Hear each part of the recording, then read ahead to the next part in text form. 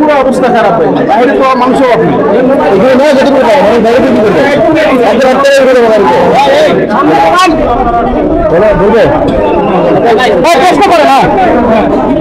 সবাইকে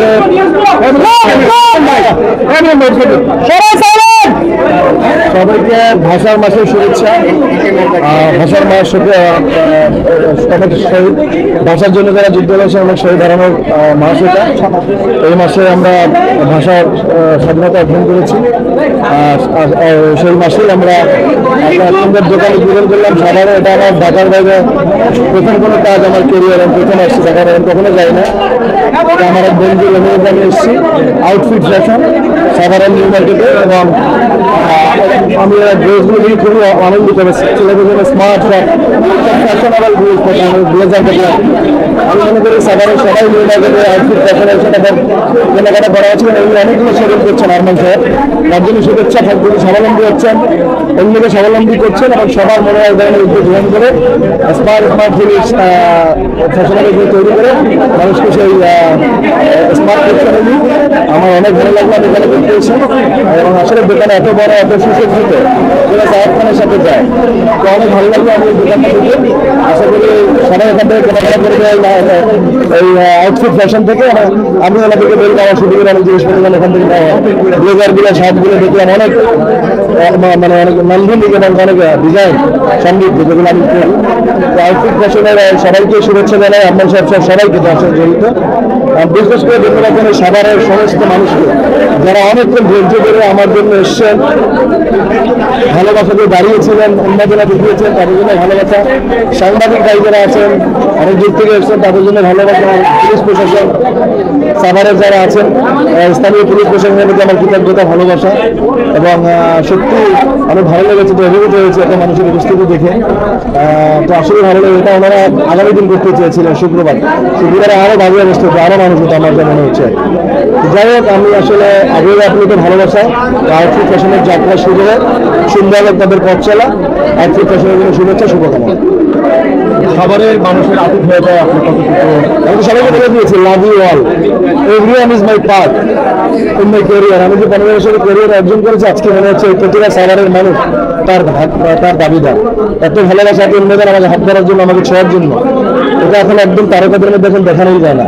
এখন তারকারা আমরা এত সহজে হয়ে গিয়েছি, মানুষের লাইভ করে ভিডিও করে আমাদের সারাদিন আমাদের জীবন আমরা এত সহজে মানুষের কাছে পৌঁছে দেয়, যার কারণে মানুষের কিন্তু সিনেমার মানুষের কাছে আকৃষ্ট আকর্ষণ অনেক কমে যাচ্ছে। আমি ব্যক্তিগতভাবে চেষ্টা করি আমার ব্যক্তিগত জীবন সামনে না এনে অন্তত স্টারিজমটা মানুষের সামনে আনার জন্য। তারকাদের ব্যক্তি লাইফ সবসময় পর্দার আড়ালে থাকা উচিত।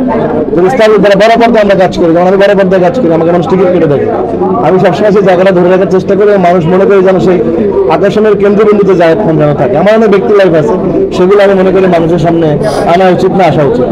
আপনার জন্য ভাই 3 জন নারী ভক্ত, আপনার যারা নারী ভক্ত তারা অপেক্ষা করতেছিল অনেকক্ষণ, ঘন্টার পর ঘন্টা ধরে, তো অবশেষে আপনি কি বলতে চাচ্ছেন?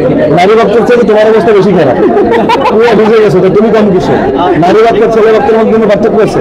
তুমি তো পুরো মানে ঘেমে আমার জন্য ওয়েট করছো। তোমার যা শ্রম, তোমার প্রতি যা ভালোবাসা, নারী ভক্তের মধ্যে সেম ভালোবাসা। ভাই আপনি যে জিনিসটা ধরেন সেটা জনগণ শীর্ষে উঠে যায়। বিভিন্ন সময় আমরা বিগত অনেক জিনিস দেখেছি, আপনি যেটা ধরেন সেটা একবারে জনগণ শীর্ষে উঠে যায়। এটাও কি সেরকম হবে কিনা?